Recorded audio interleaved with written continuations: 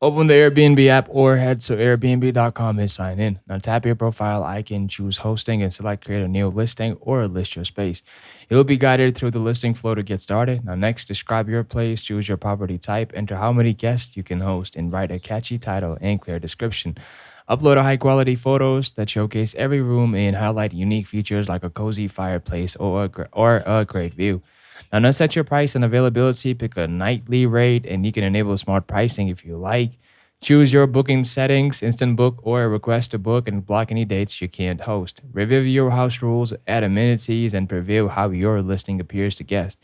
When everything looks good, hit publish to make sure your space live. If this helps you get started hosting, give this video a like, give this video a like, and subscribe for more Airbnb hacks. And drop a comment below telling me.